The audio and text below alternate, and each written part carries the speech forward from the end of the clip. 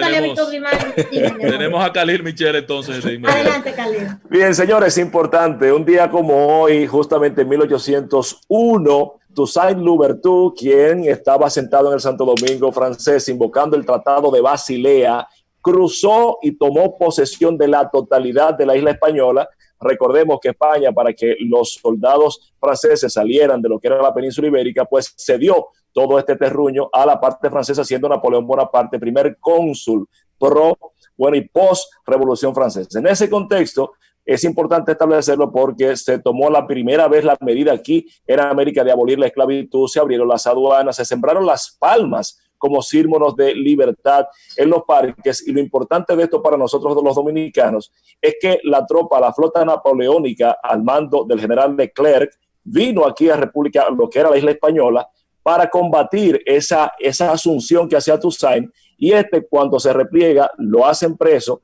y de salir de escena Haití posteriormente por esta intención de Napoleón de restituir la esclavitud, proclamó en 1804 la independencia haitiana. Y fíjense cómo cargamos todavía hoy lo que son las consecuencias de ese hecho. Hay una indivisible, ¿verdad, Khalil? Bueno, son dos países en una isla. Hay 8 en el mundo que son en esa condición. Toussaint planteó que es un lema de la Revolución Francesa. La isla es una e indivisible. De hecho, es tan real lo que usted dice desde la perspectiva haitiana, que hasta la Constitución de 1864 de ellos, la concepción es que era un solo territorio. Por eso y de ahí se desprende la idea de que le quitamos un pedazo porque ellos lo concebían como un total. Pero debemos tener eso claro para que la dominicanidad siempre quede muy clara en las acciones de todos los hijos de esta tierra de Duarte Sánchez Jiménez. De ese ejército napoleónico que tú refieres, Khalil, doña Consuelo y yo descubrimos junto al senador Adriano Sánchez Roa un cementerio que ojalá tú, que eres un artista, un cementerio muy particular porque a la gente la entierran de manera vertical, horizontal. Pero de los militares napoleónicos. Claro. Eso está en antes de llegar, viniendo de la parte que entra a Haití, la parte dominicana que entra a Haití. Esa cuchilla pero que entra a Haití. No tenía el dato. Pero y se lo dijimos a los ministros de las Fuerzas Armadas que recuperaran y yo se lo dije, doña Consuelo. Ese es un monumento histórico. A un asistente. Ahí están las tumbas de los soldados franceses. Que hay que recuperar ese cementerio. Pero claro, eso incluso es un atractivo turístico. Así es. Wow, qué interesante. Y los ministros ¿cómo que se llama? No nos hicieron caso, los ministros de pero tampoco nos hizo caso el asistente, ¿cómo que le llaman a los funcionarios de la embajada? El agregado militar. Al agregado cultural o vaina, el cultural o el militar. O político de la embajada francesa. Que lo entrevistamos doña Consuelo y yo hace un par de años. Fuimos a ese cementerio. Claro. Eso está en Macasía, en Macasía, que es una cuchilla que entra a Haití. Claro.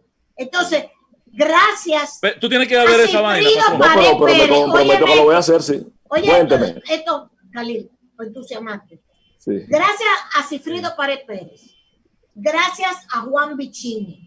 Sí. Gracias a un grupo como al ex consultor jurídico, doña Abel Rodríguez del Orbe. Se Mm. hicieron 13 proyectos en la frontera dirigidos por los militares, autosostenibles, para preservar la frontera. Y que ahí estaba Capellán también, el amigo Capellán de Santiago. Sí. Y del sector privado, ahí estaba el Banco Popular, el Echerrique, etcétera, etcétera, etcétera, cooperando con esos proyectos. Entonces, Macasía era el primer proyecto que está ahí todavía. Histórico, que entra precioso. Con una cuchilla y ahí sí está ese cementerio. Wow. Y no nos hicieron caso. Ángel y yo hablamos con el ministro Matos, hablamos con la embajada. No, con todo el mundo, nadie y ahí está ese cementerio perdiéndose de las tropas napoleónicas.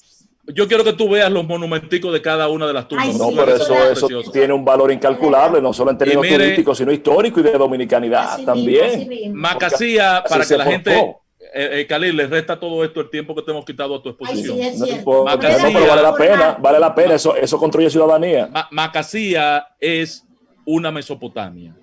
Sí. Para quienes quieran conocer qué significa Mesopotamia, es el centro de la civilización.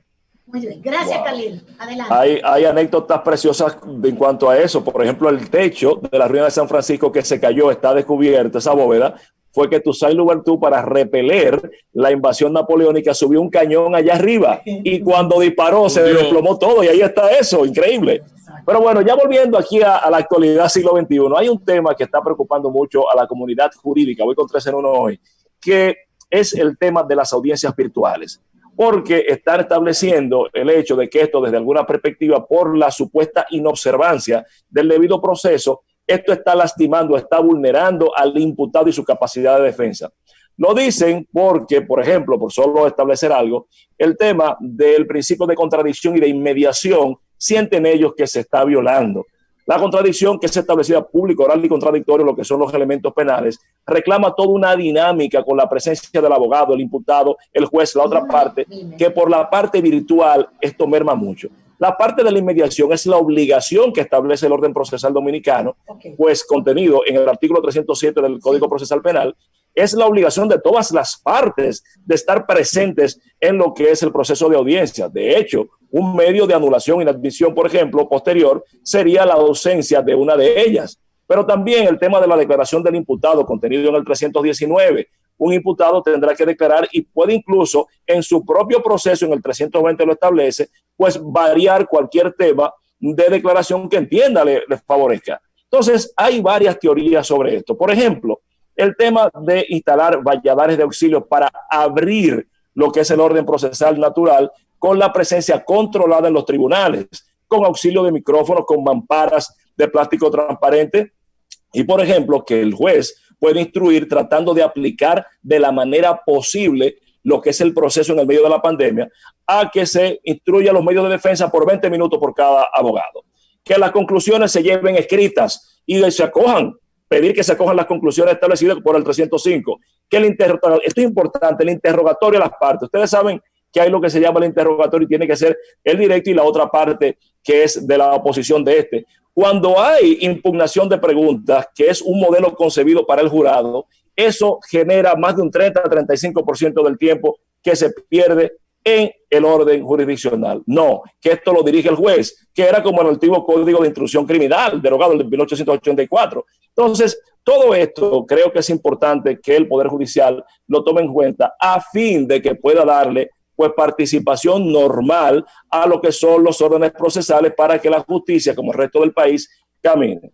Y por la parte final, quiero referirme a las declaraciones del buen amigo Roberto Fulcar, que es el jefe de campaña del proyecto Luis Abinader, respecto al enfoque inicial que va a tener el gobierno del presidente Luis Abinader en este tramo inicial, que estará contenido y enfocado básicamente a lo que es salud, economía y educación. Y me quiero detener en educación porque no podemos negar que una conquista de estos 8 años de gobierno de Danilo Medina ha sido la parte educativa. Entonces, el hecho cierto es de tratar y de lograr la incrementación y la cualificación del currículum y del tema de la tanda extendida. Que no sea sencillamente que la gente, los muchachos, tanto profesores como los niños, pasen tiempo en las escuelas para que los atiendan o que coman, sino que hagan de esto un tiempo de calidad. Y él habla del tema de incrementar la currícula, por ejemplo, con el idioma.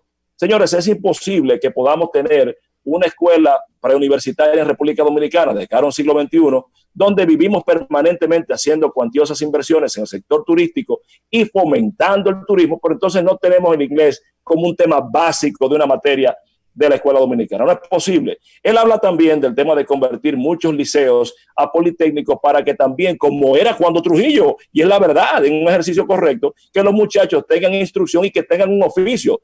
En las escuelas, doña Consuelo, usted se acuerda que salían o mecanógrafo, mecánico, músico, pero tenían un oficio paralelo. Hay una cantidad enorme ya de liceos.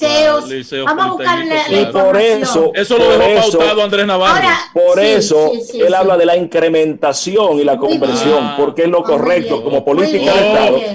Y entonces saludamos en todas sus partes lo que es esta visión, porque no solo habla de la linealidad de lo que está bien, tenemos que incrementarlo, sino de una disposición de crear una República Dominicana a partir de los recursos que tenemos para los dominicanos. Ahí el par de ministros, tengo entendido, están unos listados grandísimos. Ay, Khalil, no se lleva del listado. Ya me dijeron para dónde tú vas. No, hombre, no se lleva el listado, doña. Sí, el listado oficial es el 16 de agosto. Ellos están planeando a Aníbal Herrera que tuviera frío con Khalil. Ellos están planeando una cosa, pero le tienen otra. Khalil, mira, Khalil y Nene tienen un plan. No, hombre, no. El PRM hay otro. No se olvídense de eso. Mira, esos listados que están apareciendo, dice que Furcal va de ministro de... Bueno, Furcal es maestro. De educación. No, y él estuvo en educación un tiempo. Cuando él fue viceministro. Con Milagro Ortiz. Así es.